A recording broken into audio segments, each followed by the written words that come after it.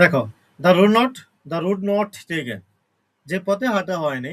লেখক এটা হচ্ছে তোমার 1915 সালে তিনি লিখছেন, এবং তিনি ইংল্যান্ডে থাকাকালীন এই কবিতাটা রচনা করছে। অর্থাৎ তিনি এমন সময় এটা লিখছে যখন তিনি প্রকৃতি এবং জীবনের প্রতীক অর্থ নিয়ে গভীরভাবে চিন্তা করছিল, জীবন নিয়ে চিন্তা করছে। কবিতার মূল বিষয় হলো মানুষের সিদ্ধান্ত এবং সেগুলোর স্থায়ী প্রভাব। এটাই মূল, মানুষের সিদ্ধান্ত যে তুমি কোন দিকে যাবে। কথা কি বুঝছো? জীবনকে কোন দিকে তুমি পরিচালিত করবা, তুমি কোন পথটাকে বেছে নিবা, সেটাই এই কবিতার মূল লক্ষ্য। দেখো, two roads diverged in a yellow wood, দুটি পথ ভাগ হয়ে গেছে বনের মাঝ দিয়ে। বনটার রংটা কিরকম? ইয়েলো। ইয়েলো। ইয়েলো তার মানে কি? হলুদের মতো। দ্য রুড নট টেকেন, অর্থাৎ কবি এখানে একটা সুন্দর একটা কথা বলছে যে দুইটা পথ, দুইটা পথ বাছাই করতে হবে। তাহলে দেখো তো, এখানে তুমি দুইটা পথ যদি বাছাই করতে যাও, তোমাকে দ্বিধাদ্বন্দ্বে পড়তে হবে কিনা? বলো, পড়তে হবে না? দুইটা পথের ভিতর যে কোনো একটা পথকে বেছে নিতে হবে। এখন কোন পথটা ভালো, কোন পথটা খারাপ, তুমি তো এটা জানো না। তো পথকে বেছে নিতে গেলে তোমাকে অবশ্যই দ্বিধাদ্বন্দ্ব পড়তে হবে। তার মানে এইটা দ্বারা কবি আধুনিক মানুষের মনের ভিতরে যে দ্বিধাদ্বন্দ্বটা আছে সেটাকে প্রকাশ করছে। আচ্ছা দেখো, I am sorry I could not travel both, কিন্তু হ্যাঁ আমি তো পারবো না দুইটাতে ভ্রমণ করতে। তার মানে রবার্ট ফ্রস্ট বলতেছে যে দুইটা পথেই এই বনের ভিতর দিয়ে গেছে, কিন্তু আমি তো দুইটা পথেই যেতে পারবো না। অ্যান্ড বি ওয়ান ট্রাভেল, কারণ আমি কি পথচারী কয়জন? একা, একা। একজন।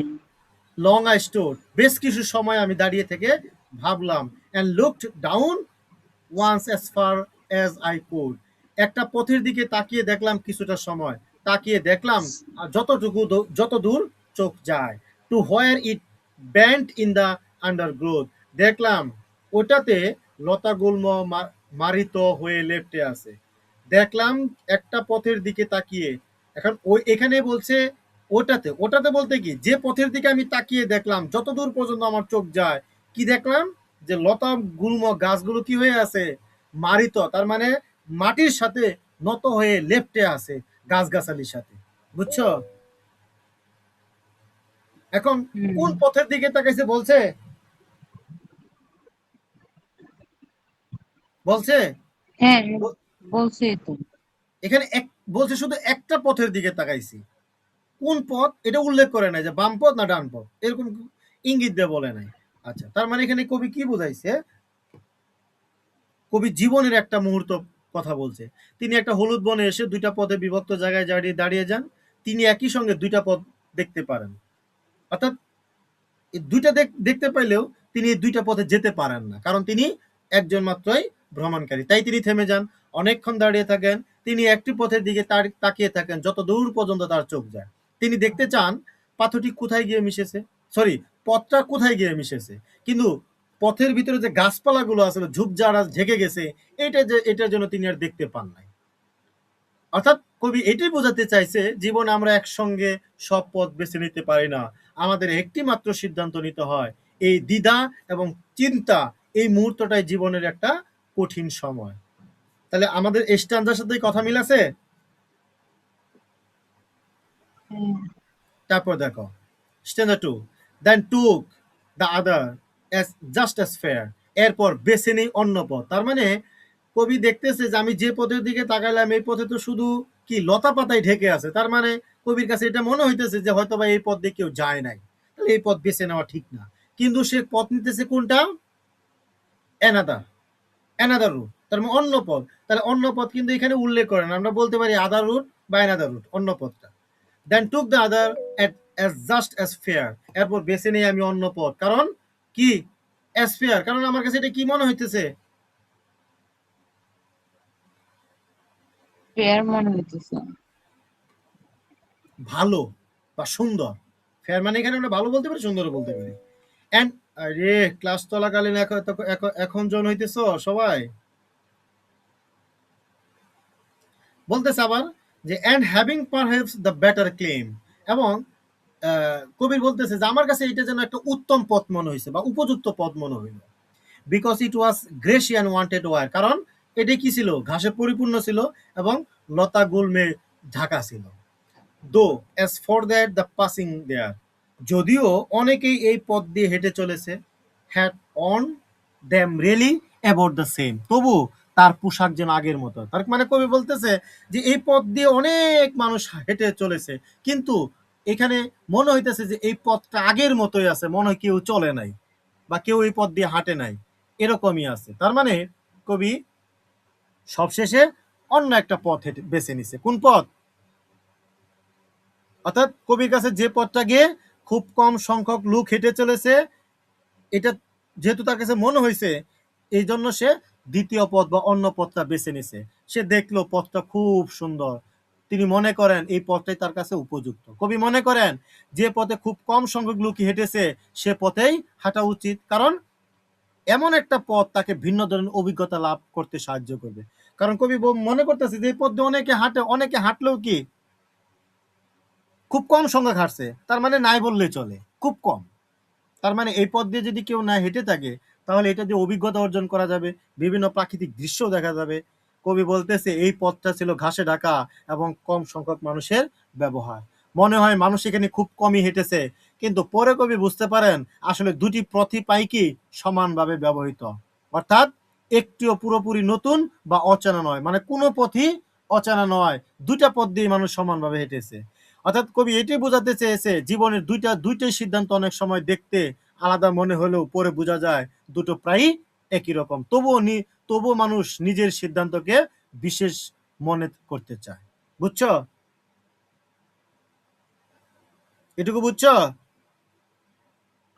লাস্টেরটা আবার একটু বলেন ভাইয়া, আবার বুঝলাম। বলতেছি, জীবনে যদি কোনো কিছু বেছে নিতে চাও, জীবনের লক্ষ্যে পৌঁছাতে চাও, তখন তোমার দুইটা পথই অবলম্বন করতে হয়, ধরো ভালো বা নেগেটিভ। কিন্তু এইটা দুইটা আলাদা মনে হইলেও পরে বোঝা যায় যে আসলে আমার মনে হয় এই দুইটা একই রকম ছিল। যে যেমন তুমি এখন চাকরি করতে যাও, ঘুষ দিয়ে গেলে সরাসরি, আর যদি ঘুষ ছাড়া যাও অনেক সংগ্রাম পথ বেছে নিতে হয়, চাকরি পাইলা, তখন তোমার মনে হবে ধুর, এই আমি যেহেতু এই পড়াশোনা করে এখানে আসছি, অনেক সময় লাগছে, ঘুষ দিয়ে আসলেই তো আমার দ্রুত হয়ে যেত। তার মানে পথ যেটা যেমনই হোক, তবু দুইটা কি প্রায় একই রকম মনে হয়। জীবনের কোনো সিদ্ধান্ত নিতে গেলে পথ আলাদা হলেও পরে বোঝা যায় কি প্রায় দুটো একই। And both that morning equally লে, ওই দিন সকালে দুইটা পথই ছিল পাশাপাশি।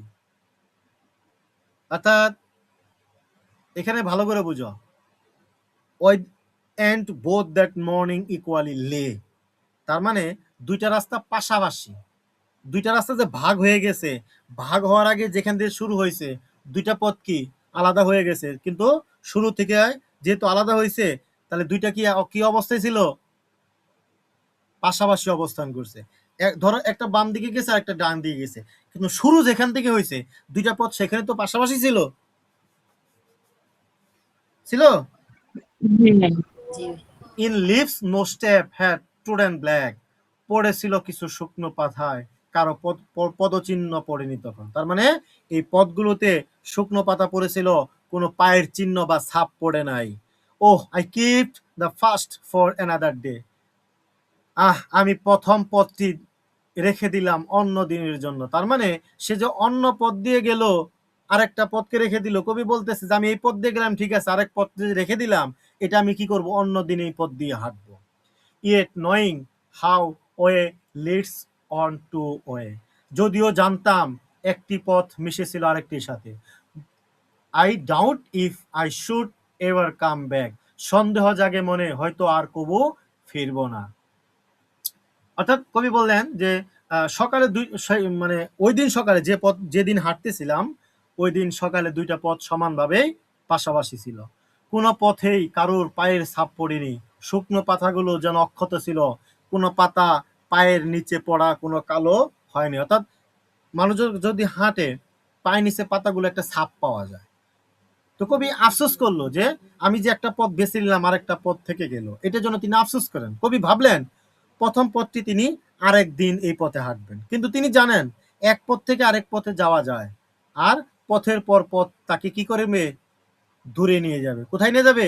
তুমি যদি এক পথ দিয়ে হাঁটতে থাকো অনেক পথ পাবা। ধরো তোমার বাসা থেকে কলেজে যাও, পথ কি একটাই? রাস্তা কি একটাই? অনেকগুলা। না। এখন তুমি শর্টকাট যদি খুঁজো তাহলে তোমার ধরো তোমার বাসা থেকে এক রাস্তা দিয়ে বের হইলা, শর্টকাট খুঁজলে ধরো আরো ৪-৫টা রাস্তা দিয়ে তুমি খুব অল্প সময়ের ভিতরে কলেজে গেলা।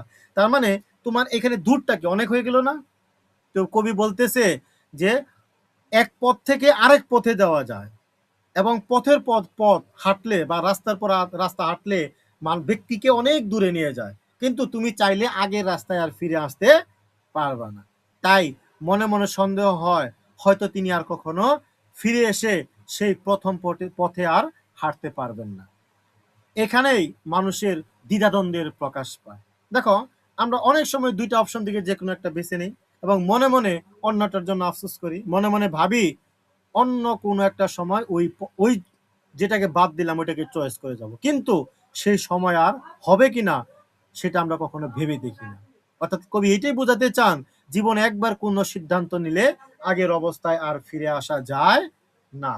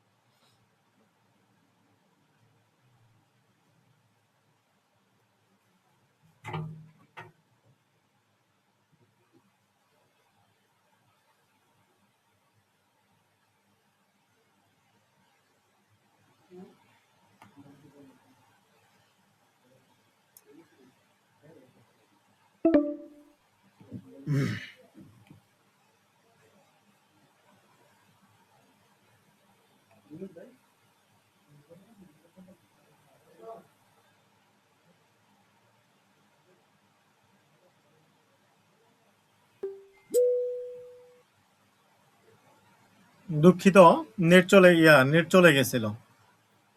জি ভাই, বুঝতে পারছি। আচ্ছা, দেখো কোন পর্যন্ত ছিলাম আমরা। আমি কিন্তু এই পর্যন্ত প্রায় পড়া শেষ করছি। বলছি কোন পর্যন্ত? তোমাদের শোনা গেছে কোন পর্যন্ত বলো?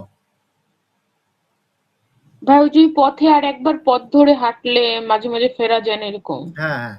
অর্থাৎ এই যে এইখানে দেখো, কবি বলছে যে তিনি জানেন যে এক পথ থেকে আরেক পথে যাওয়া যায় আর পথের পর পথ তাকে অনেক দূরে নিয়ে যাবে।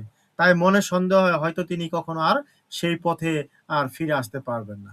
অর্থাৎ এইখানে মানুষ বা মানব জাতির একটা দ্বিধাদ্বন্দ্ব প্রকাশ পায়। কারণ দেখো, আমরা যদি আমাদের সামনে যদি দুইটা অপশন থাকে আমরা যে কোনো একটা চয়েস করব। তার মানে কি আরেকটা যে থেকে গেল ওইটার জন্য পরবর্তীতে আমরা আফসোস করব যে ইস কেন ওইটাকে আমরা বেছে নিলাম না। কিন্তু ওইটাতে যদি আমরা বলি যে আচ্ছা ঠিক আছে ওইটা পরবর্তীতে বেছে নিব, তাহলে সেই সময়টা পাবো কিনা সেটা কিন্তু আমাদের মনের ভিতরে একটা সন্দেহ থেকে যায়। তো এটা দ্বারা কবি এটাই বোঝাতে চাইছে যে জীবনে একবার সিদ্ধান্ত নিলে আর কি আগের অবস্থায় ফেরা যায় না। ক্লিয়ার হয়েছে? হ্যাঁ।